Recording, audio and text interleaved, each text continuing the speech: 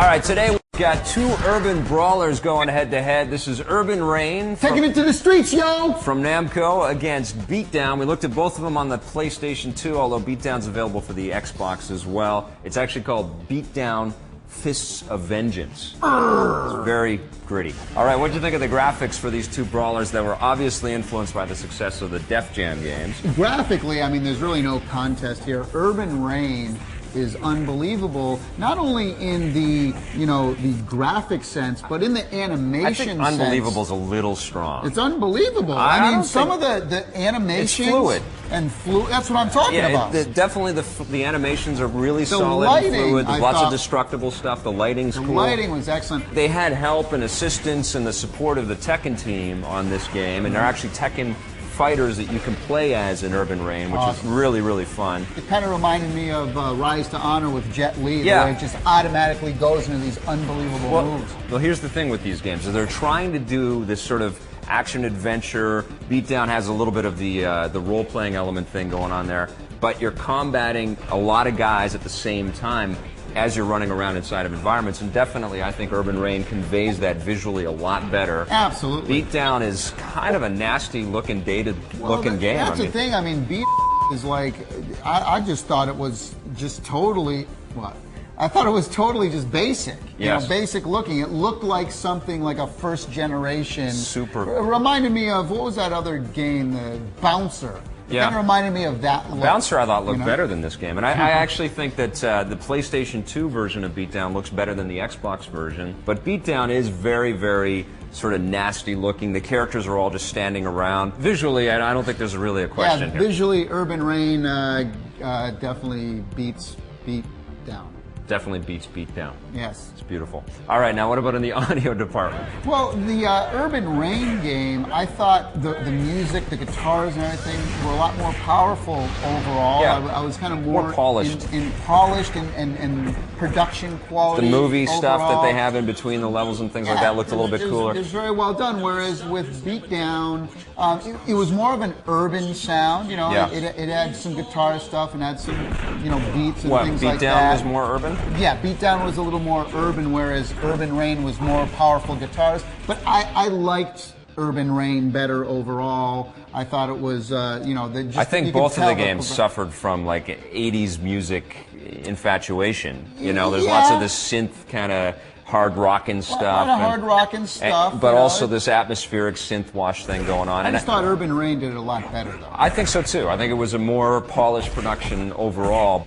So in the gameplay department, I don't think there's going to be any big surprises here. Yeah, well, I mean, Urban Reign is definitely, easier to get into. The fluid motion is just, really fun and interesting. Now, I will say, though, in Beatdown, what's kind of cool is you can pick up weapons. You pick up big girders and knives. It's cumbersome, though. But it is. Picking up the weapons in both games actually was a little bit too cumbersome. You're using the L1 button in Urban Reign and the R1 button in Beatdown, and it's just weird to, hold on a second, just going to grab that, and then pick it up and start fighting. It should be like you should roll, pick it up, get into a fight, and it's all part of one cool combo. One of the things I liked in Beatdown, though, is the fact that once you beat the snot out of somebody, you can still keep. You can steal stuff from them. Oh, so that's just pull money off of this bloody stump of a human being you just killed. It's ridiculous. I love games like Urban Reign, those simple beat 'em up. It was a surprise, and this one does a great job with the animations. I'm giving it to Urban Reign. I think so too. Urban Reign's a much better game. So overall, then, I mean, this is a no-brainer. Yeah, I mean, overall, Urban Reign gets the nod for sure. What are you giving Urban Reign? I'm going to give it an 8. I really like this one. 7 from me. Now, what about Beatdown Fists of Vengeance?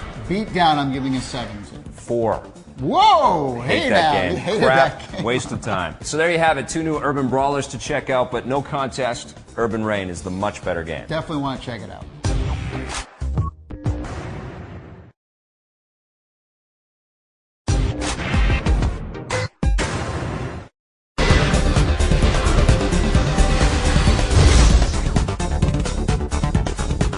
Today in Versus, we're looking at 2 poker games. Our first ever poker reviews, I think, in our whole history of reviewing games together. That's right. Poker's a big hot item right now on TV. So today we're looking at World Poker Tour.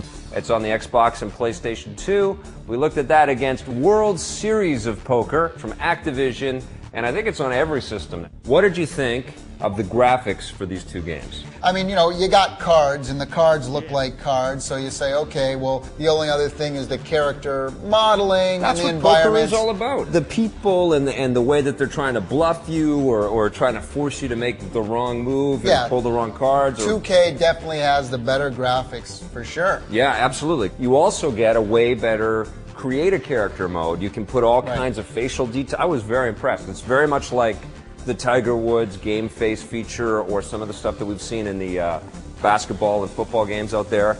Lots of detail there, whereas in World Series of Poker, not as much. It's kind of like, you know what's funny? You're far back away from the characters. They use real life pros and, you know, pro poker players in the game, but you just never get a sense of the different sort of characterizations or their facial movements or anything like that like you do in World Poker Tour. Okay, so the graphics better in the 2K one. Absolutely. Audio. Moving on to audio, they're both pretty annoying.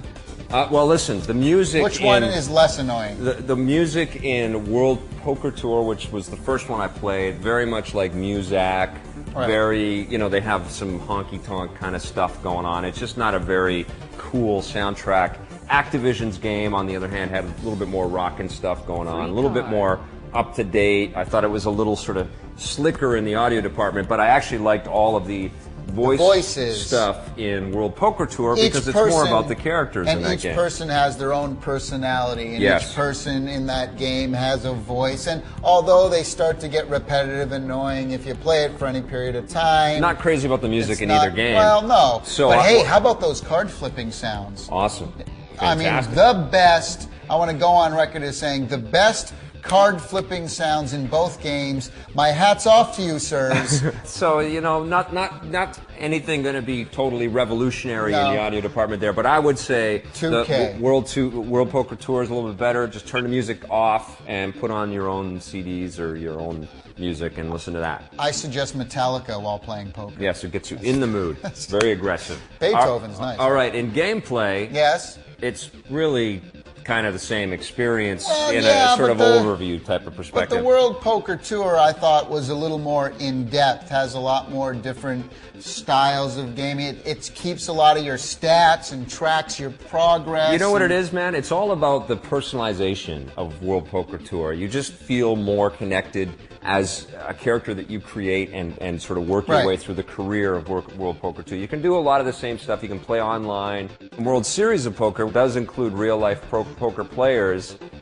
I don't know. It's just a classier sort of showing, I find, in World Poker Tour. And you know what thing I was really impressed with, though, was the artificial intelligence in both games, really, because when you're playing against other players, you know, you can kind of bluff and everything. And that was the other great part about... I won a few games going all in. Quite, you know, I did it like bluffing, 3 or 4 times. Right? But sometimes and I had like a 2 and a 3, and I was taking these guys. But the other great thing is that other players will bluff as well in both games. So, you know, you can't, you know, it's not like the old games of yesteryear where if somebody went all in, it's like, oh, okay, they have a good hand. They always did. Gameplay goes to World Poker Tour. World Poker Tour for me as well, and then overall? Overall, World Poker Tour. No question about it. World Poker Tour is much, much better. I'm going to give World Poker Tour 2K6 a 5.5 out of 10. Oh, you didn't like it that much? Whoopee. I'm giving it a 7.5. And I'm going to give World Series of Poker a 5 out of 10. I'm giving it a 6.5. So there you have it, 2 poker games that you can try out, especially if you don't want to really lose any money and you want to make some friends online playing poker. We both liked World Poker Tour a little bit better. A lot more in depth.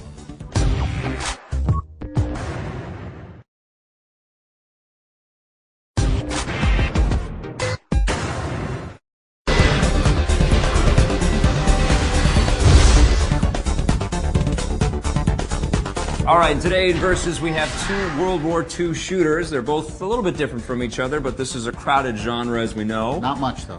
Well, we have Call of Duty 2 Big Red One, which is from Activision out there for the Xbox, PlayStation 2, and GameCube. Have you ever had a Big Red One?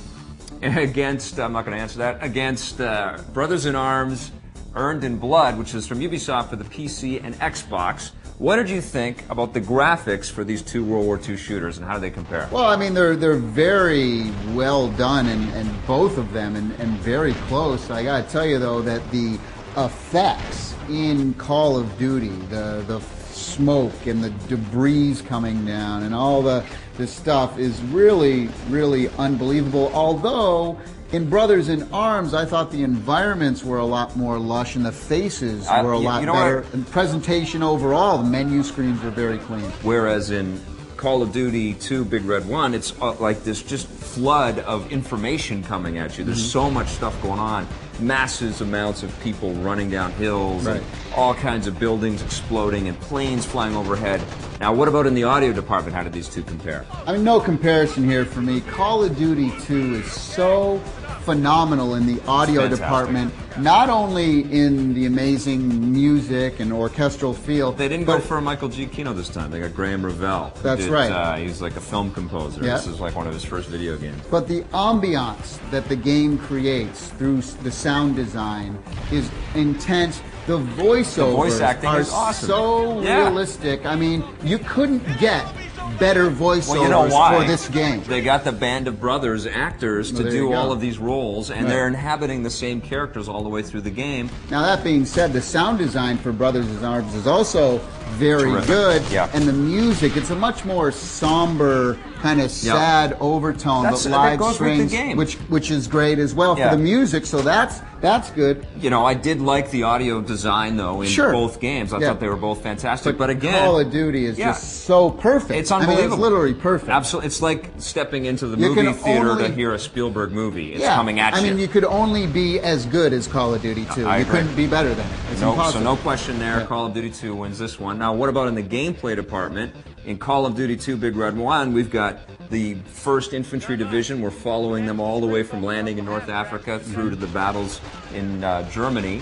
And in Brothers in Arms, Earned in Blood, you're looking through the eyes of Joe Hartsock, and you're going through actual real-life battles that he went. So both games kind of follow this real non-fiction kind of angle to tell their story, but they're different games. In Brothers in Arms, the difference here is it's almost more of a squad-based, because you're bringing your team with you, and it's about bringing your squad with you and everything. It kind of mixes a little Call of Duty type action with a little full spectrum warrior type action. Me, I don't really dig on that too much. But for Call of Duty, you feel like you're part of this bigger thing that's going on. And because Earned in Blood is, it's centered around flanking around the Germans that you're encountering. There's more thinking, there's more strategy. Yeah, but each of the environments... More micromanagement, which I didn't like. So again, when you play a game like Call of Duty, you feel like you're in the game, and you feel like you're in the game.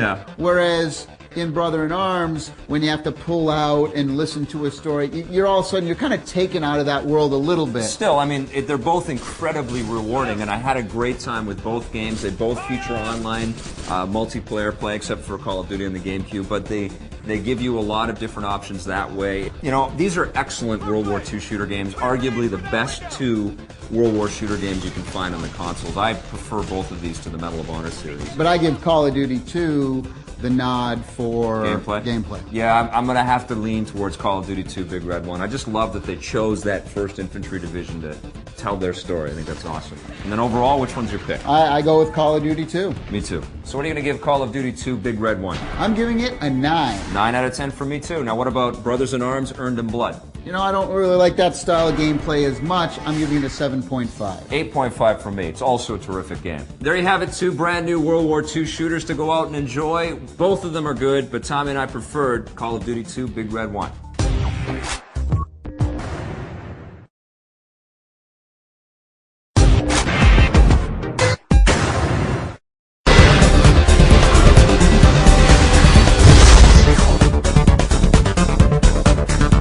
Today in Versus, we have 2 wrestling games going head-to-head against each other. They're both from THQ. One of them is for the Xbox. It's called WrestleMania 21. It's going up against WWE Day of Reckoning 2 for the GameCube, also from THQ. What did you think about the graphics? Well, I think in WrestleMania 21, the animations are so much smoother. Now, in Day of Reckoning 2, I thought the faces were so highly detailed. Outstanding. Yeah. Like freakishly realistic, but yes. The animations are so much more choppier and stiff. I think, though, that services the gameplay, though. I mean, and we'll talk about gameplay in a little bit, but I think the animations in Day of Reckoning are more sort of trying to be less about motion captured kind of stuff and give you more immediate moment-to-moment gameplay. Well, it's a faster gameplay for sure. Yes, but it does look a little less organic. But graphic-wise, WrestleMania 21, I think overall looks better, but it is a slower. You are sacrificing a little frame rate because it is a slower pace. I like the creator-wrestler mode in both of these. I was particularly impressed by the different hairstyles that you could choose in WrestleMania 21. I was impressed with the fact that you could create these ultra freaks. I had this one chick, her neck was like 7 inches long, and like her head was a little bean. In fact, you know, you'd be very proud of me. Yeah. I tried to see the biggest head possible. I would create the big melon head. Right. That's what I called a melon head. And I would be head. proud of you. Why? For me, WrestleMania 21 gets it for graphics. I think so too. I agree. WrestleMania 21 has a better overall look to it. What about in the sound department? Well, now this is really interesting because in Day of Reckoning 2, no voices at all. We should start to do the reviews like that. What do you think?